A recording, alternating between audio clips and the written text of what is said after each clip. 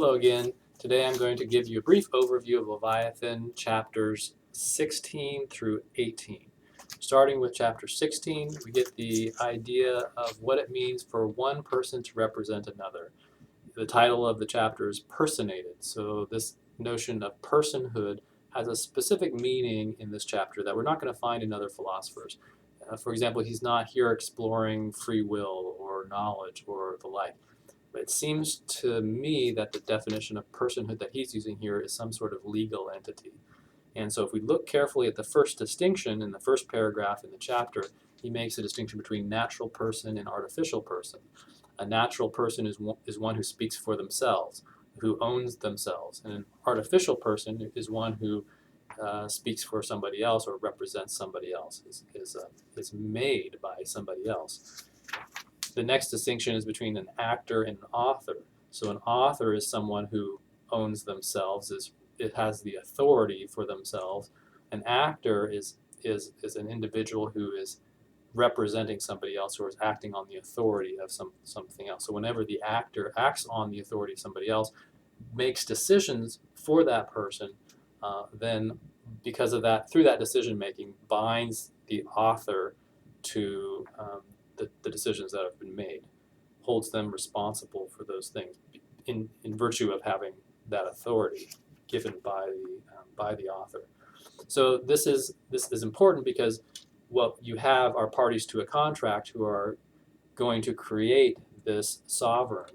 And what's the sovereign going to do? The sovereign is an artificial person that acts on behalf of the authors to the contract. So moving on to chapter 12, beginning of chapter 12, we see that he asserts there is a final cause or a telos of a human being, and that is the foresight, the quote, foresight of their own preservation and a more contented life thereby. And so in order to, we've talked about this before, in order to survive, in order to live a full life, human beings enter into covenants or contracts with one another. However, the next paragraph, he says, covenants without the sword are but words and of no strength to secure a man at all. And he says later on in this chapter, as if peace would be possible without subjection. He doesn't think that peace would be possible. He doesn't think that contracts are possible unless you have some threat of force. So in here he uses the word, the sword. Now, so that a covenant or a contract is not binding on a person unless there's this threat of force. Going back to terms we looked at before, I think what he means by binding in this case is publicly binding. The term from previous chapters, in foro externo versus in foro interno. It's not privately binding. So does he clearly thinks that it's not publicly binding, the contract, without enforcement. But the question is, does he think that it's not also internally binding? And I think that he, in fact, does believe that, based on things we've discussed before, that it's still binding, it's just not effective publicly. It's not enforceable. Okay, so that is chapter 17. A few other things in chapter 17 I'd like to discuss. He compares us to animals. In particular, he compares us with ants and bees. And he says, look at these animals. There's no competition among these animals. There's no difference between their private and public goods. That means what's good for the individual animal is good for the colony. He finds no fault finding in animals. They don't blame one another. They don't look for faults in one another. Next, they don't use language, especially in order to deceive one another. They don't make a distinction between injury and damage. And they don't make covenants, and make or break covenants. And so because of these things, we are unlike animals and cannot live in harmony in a state of nature. Therefore, at the end of the chapter, he says, what we must do is appoint a single man, one man, or he says assembly of men, to be our sovereign. And this is getting back to handing over our rights to this political authority. He says this sovereign is called the Great Leviathan, or rather, mortal God.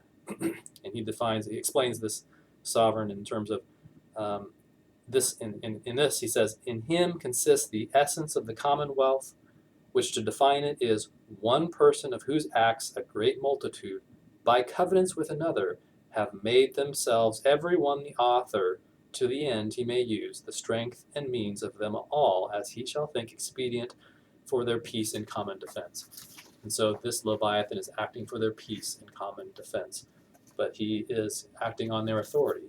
And so his decisions are absolute. And how absolute are we talking about? Well, the next chapter explains that. Starting off in the first paragraph of chapter 18, he says, the right to present the person of them all, every one, those who voted for it as well as those who voted against it. So believe it or not, even if you didn't agree to this, you are subjected to it. Even if you said, I don't want any part of this contract, and perhaps, I don't know, you live in the area, all of a sudden you find yourself under this Leviathan. To explain this a little bit more, he says on page 100, under the paragraph that starts third, no man, he says, the person dissenting, the person who didn't want to be a part of this contract, must now consent with the rest. That is, be contented to avow all the actions he shall do or justly be destroyed by the rest. And later on in that paragraph he says, or be left in the condition of war. So in other words, this sovereign is going to absorb everyone, even the people who haven't agreed to the contract, or kill them or destroy them, right? So join or be killed, it sounds like, is the authority. How that works is not entirely clear. What authority does the sovereign have over someone who hasn't agreed to be in the contract, be in the covenant? That's not clear. He doesn't explain that. So that really is left up to you to decide how you can make that possible. But he is pretty clear on what kinds of authority this sovereign has. And so we go back to page 99. There is no right for the people to change the Leviathan once the Leviathan has been created. Once the people have covenanted with one another to create this authority, it's done. Absolute power has been turned over, all rights to change, no legal revolution, no overthrow, no impeachment,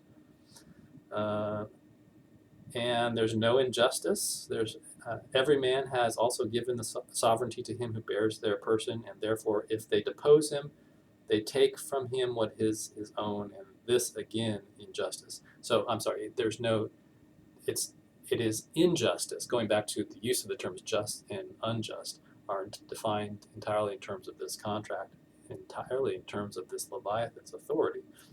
It is utter subjection, absolute power.